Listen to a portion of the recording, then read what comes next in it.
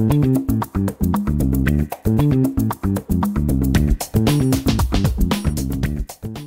is Greg Jarboe. I'm interviewing Emanuel Rosen here at the Search Engine Strategies Conference in Toronto. Hi.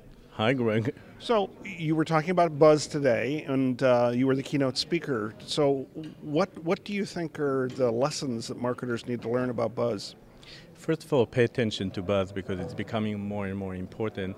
And there are actually ways to stimulate buzz. I think I mentioned in the talk that 30% of buzz, the negative buzz, comes from people who never experienced your product. And it's really important to counterbalance this constant trickle of negative word of mouth by encouraging your happy customers to talk about your product, both online and offline. Now, both of us have actually interviewed George Wright at Will It Blend, and you played one of his videos today. So what were the lessons that you learned? Well, I think that there are several lessons, but one of them is the importance of participation, because he told me that about 1,000 people asked them to blend an iPhone. The idea that these 1,000 people then get an email back and said, hey, guess what? You asked us for an iPhone, we blended an iPhone, here is the link. This is powerful stuff that really makes people feel part of it and makes them feel ownership, and then, of course, they're more likely to tell more friends about it. And I think one of the other key points in your presentation today is you talked about you need people who connect across multiple different networks. It's not just finding the magic bullet somewhere there to spread your message. Yeah, the issue of network hubs, I have this definition of hubs, people who talk more than average. And I make a distinction between social hubs, people who talk more because they know more people, and expert hubs, people who talk more because they know more about something. It's not, some people have this misconception of you find these 5 magic people and they will spread the word to everyone around the world. It's more complex than that. It's at least 10% of the population, and people tend to live in kind of isolated social clusters.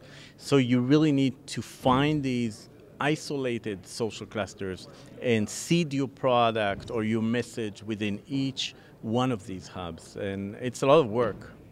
Now, one of the other case studies you shared, which I was just amazed with, was Tom's shoes. And why don't you tell the importance of having a story to tell? Yeah, Tom's is a great story to start with. It's this guy goes to Argentina, he sees these cool shoes that he likes, and then a couple of days later he sees these kids with no shoes, which is hard to believe that we still have kids with no shoes in the 21st century. And he put the two things together and says, for every pair of shoes that we sell, we give a pair of shoes to a child in need. That's the end of it. That's the story. But I think an important point here is that it's a powerful story supported by a video on YouTube. So if you search for Tom's shoes, you see the video where they actually do it. They actually give the shoes to kids in Argentina. It's supported by testimonials from people like me. I participated in one of their shoe drops in the United States. So I talk about this. It's supported by people who blog about it. So storytelling in business is not just, make up something, but do something that is real and then support it with a lot of facts from people who actually know something about it. So if there's one tip to a marketer to get started in buzz marketing, because there's a lot of risk involved, and I think that was sort of your concluding point, what would be the first tip? The first tip is start by listening to buzz. People are already talking about your product or your company. Start, Twitter. I mean, now it's pretty easy to actually see what people are talking about, Twitter, blogs, etc.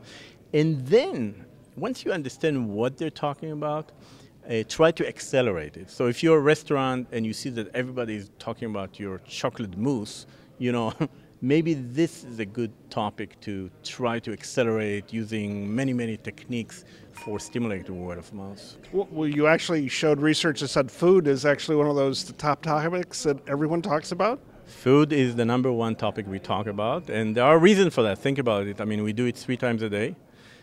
It's something we do with other people, so we can talk about it already. And there is uncertainty involved, right? Because is it good for you, not good for you, calories and so on. And whenever you have something like that, lots of buzz, yeah. Well, there you have it, a lot of expert advice from Emanuel Rosen, the author of Anatomy of Buzz and the Anatomy of Buzz Revisited, which is just out. Thank you. Thank you, Greg.